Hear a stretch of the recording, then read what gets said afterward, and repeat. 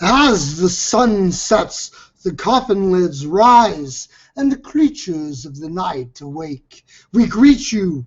This is the Mourning Show. Here at the Mourning Show, we strive to bring you the latest news, music, product and entertainment reviews, travel, cuisine, and interviews with the people you loathe the most. But first, to see what the night shall bring, we go to our local lunatic, Larry Talbot. So, what's the foreshadowing forecast? The lunar phase for tonight, Saturday, the 12th of July, 2014, is a full moon. The moon is in the zodiac sign of Capricorn.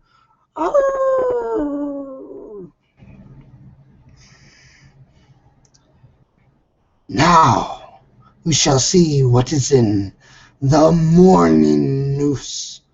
First in news, as I am sure you can hear, I am alone tonight. Collie and Lena have both fallen ill with nasty infections in the throat. What? I was hungry and the jugglers were so delicious. So, it will be a shorter show tonight. On to the rest of the news. There is some news this week relating to the Sophie Lancaster murder.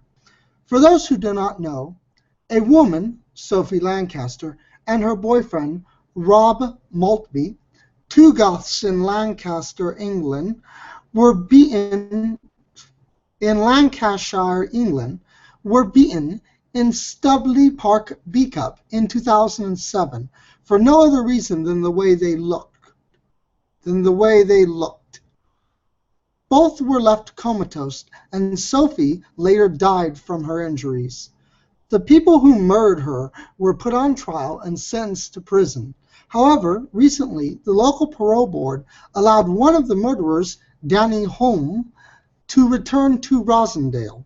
Sylvia Lancaster, Sophie's mother, has said she was shocked when the parole board informed her of the decision, and it is an insult one of them is being allowed back to the area. She said, I'm trying to move on now. I'm trying to move on, and now I've got to deal with this. It's an insult to Sophie's memory, and it means he can go within 5 minutes of where the Maltby family live. Mrs. Lancaster, who was recently appointed an OBE in the Queen's Birthday Honors List, said it had spoilt the honor. She was honored for setting up the Sophie Lancaster Foundation and her successful campaign to have attacks on subcultures treated as hate crimes. She said she was now worrying that the other gang members might appeal and be allowed back to Rosendale. Mrs. Lancaster said the probation services were in the process of appealing against the decision, and she was hoping the Secretary of State for Justice and Lord Chancellor Chris Grayling could overturn the decision. The parole board and the Ministry of Justice said it would not comment. Anik Honore, the inspiration for Joy Division's Love Will Tear Us Apart Again, passed away on July 3rd at the age of 56 after a long illness. Some say that Annika Honore had an affair with Ian Curtis while he was still married to his wife Deborah, but Honore always maintained that their relationship was very chaste, saying, It was a completely pure and platonic relationship, very childish, very chaste. I did not have a sexual relationship with Ian. He was on medication which rendered it a non-physical relationship. I'm so fed up that people question my word or his. People can say whatever they want, but I am the only person to have his letters. Terry Gilliam, Zero Thorium.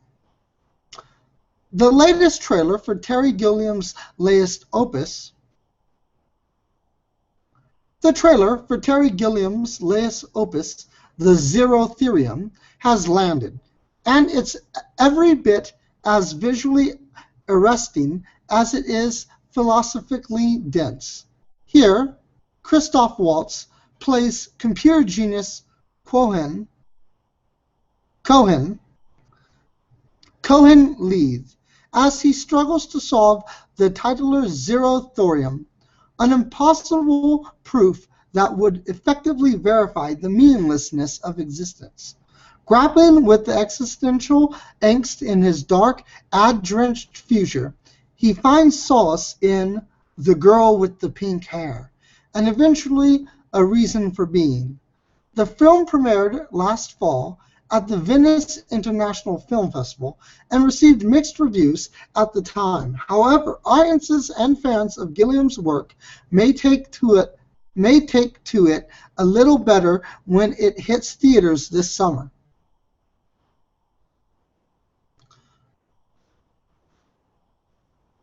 Once upon a time, the main danger associated with bicycling had nothing to do with being hit by a car. Instead, some late 19th century doctors warned that, especially for women, using the newfangled contraption could lead to threatening medical condition. Bicycle face.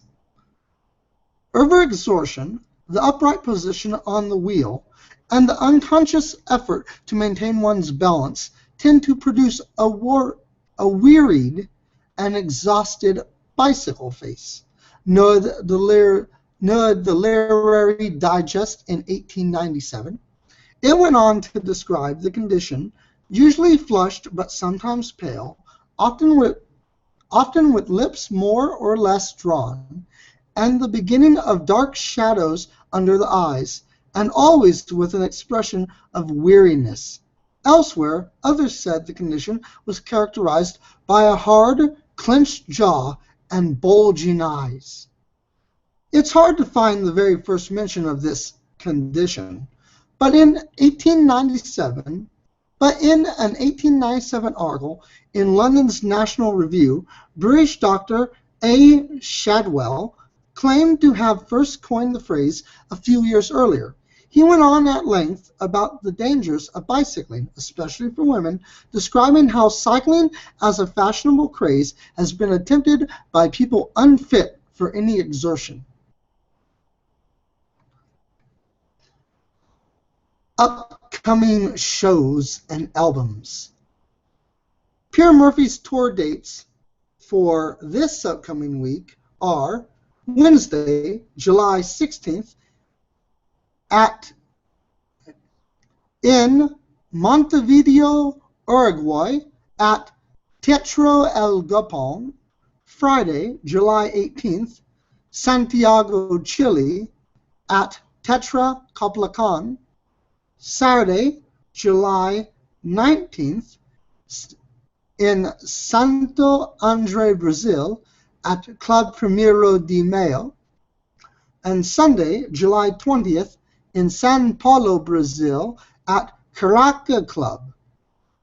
Also, Pierre Murphy was born July 11th, so happy birthday to Pierre Murphy this week. London After Midnight will be touring. London After Midnight's tour dates for this week are Friday, July 18th in Dresden, Germany at Rathhell, and Saturday, July 19th in Bulkow, Poland at Castle Party.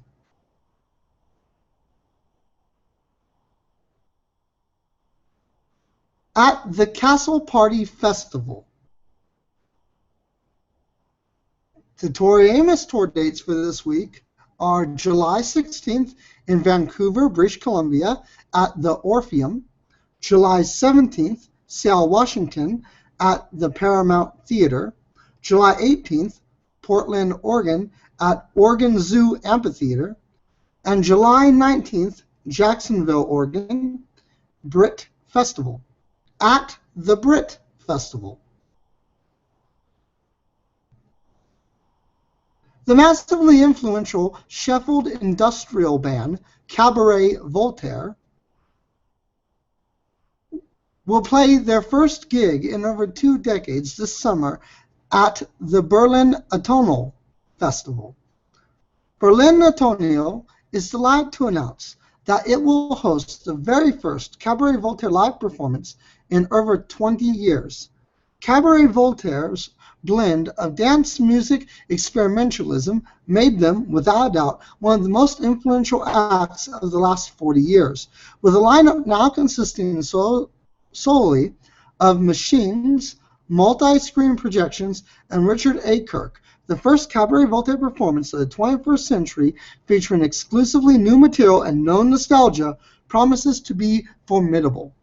Forming in 1973 and making music that was unquestionably industrial, Cabaret Voltaire managed the interesting feat of forming an influential post-punk band before punk existed. Like Suicide, they were known for combative and baffling live performances that could lead to audience violence against the band. But when they're notoriously led to a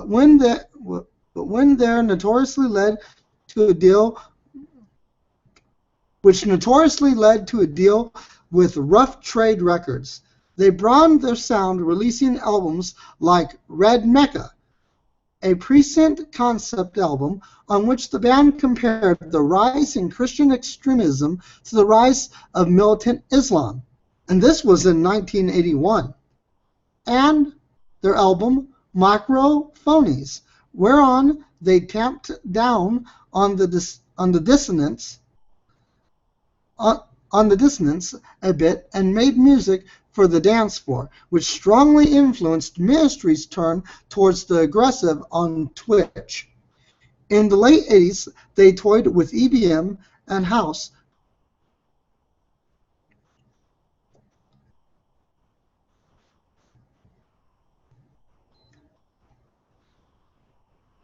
Ah, wasn't that music lovely? Ooh, it brings hunger to me. So we shall reach and rip out some more ghastly recipes from our ghoulish Gothic griddle. Tonight we shall have coffin empanadas. You will need black pudding that is made from blood. Season it if you wish. If you want it to be hellish, you could add ghost peppers. That might make you bleed. Puff pastry, an egg, salt, pepper, and a coffin cookie cutter. Heat the oven to 400 degrees Fahrenheit. Cut out your coffin, then cover it in your black blood pudding. Now, cut out another coffin. This time, carve a cross into it. Lay that on top of the pudding-covered coffin. Join the ends of the coffins until they encase the blood. Mix the egg with a little water and beat it to create an egg wash.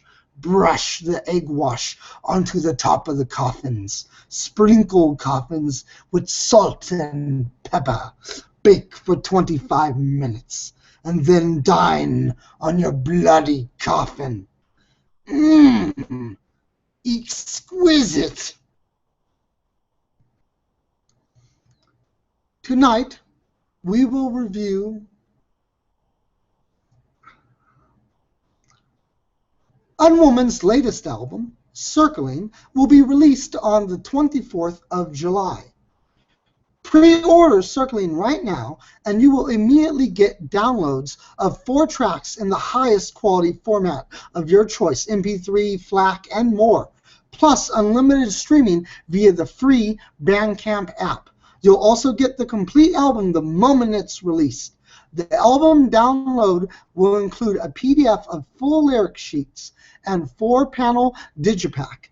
Go to unwoman.bandcamp.com/album/circling. Also, order tickets to her live show August 8th and 9th. Circling.brownpaperbagtickets. Circling.brownpapertickets.com. I, Jacques Danier Kemplin, host of The Mourning Show, helped fund the album and therefore have received a full copy early. It has sort of a lovely, minimalistic yet layered, dreamlike feel to it. It was a very, very enjoyable album. I got emotional during some of the songs. Some of the songs touched me very, very deeply, and some of the songs also created a very defiant feeling in me. And I really love anything that can reach out and touch me. And I have greatly enjoyed Unwoman's music for many, many years. I have supported a lot of her albums through her Kickstars, and I highly, highly recommend anything by her, and her music just continues to get better and better. You've just listened to The Mourning Show. Now I'm going to go cry in a corner alone. I'm signing off.